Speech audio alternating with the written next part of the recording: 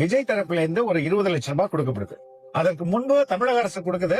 அதுக்கப்புறம் காங்கிரஸ் கொடுக்குறாங்க. அப்புறம் பல்வேறு கட்சிகள் கொடுக்குறாங்க. கடைசியா விஜய் கொடுக்குறாரு. தன்னுடைய பணத்திலிருந்து 20 லட்சம் ரூபாய் அந்த பாதிக்கப்பட்டவர்களுக்கு கொடுக்குறாங்க.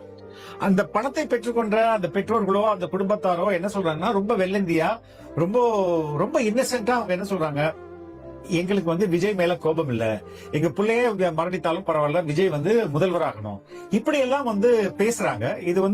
இதை யாருமே எதிர்பார்த்திருக்க மாட்டாங்க. குறிப்பா ஆளும் கட்சியில இருந்து இதை எதிர்பார்த்திருக்கவே மாட்டாங்க. உடனே என்ன நடக்குதுன்னா, அவங்கள விக்டிம் ஆல்ரெடி அவங்க விக்டிம், அவங்களை இன்னமும் ஒரு விக்டிமைஸ் பண்றாங்க. பணத்தாசைக்காக இவங்க இப்படி பேசுறாங்க. அவருக்கு நான் என்ன சொல்ல வரதுன்னா, நம்பிக்கையோட இருங்க, இந்த தடவை நீங்க தான் ஜெயிப்பீங்கன்னு நாங்க சொல்ல வர்றோம். விஜய் கிட்ட பேசுறது கூட இங்க இருக்கிற என்னையாட்ட தாய் கிட்ட எல்லாம் சொல்றது ஒரே ஒண்ணு, விஜய் வரணும், இந்த தமிழ்நாட்டுல விஜய் முதலமைச்சரா வரணும். மக்களை யார் குறை சொல்றாங்களோ அவர்கள் அதற்கான தண்டனையை கட்டாயம் பெறுவார்கள். மக்களை முட்டாள்னு நினைக்கிற ஒருத்தன் அரசியல்ல தோற்று போவான்.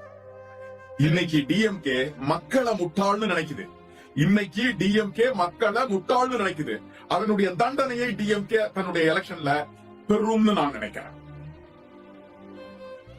இன்னைக்கு டிஎம்கேவை ஆதரிக்காம விஜய்ன்ற ஒரு தனி ஒரு புதுசா ஆரம்பிச்ச ஒரு கட்சி ஆதரிக்கிறார்னா, அப்ப அவருடைய மனநிலையில இந்த அரசின் மீது ஏற்பட்ட அவநம்பிக்கை தான காரணமா இருக்க முடியும். அது மட்டும் தான் இருக்க முடியும்.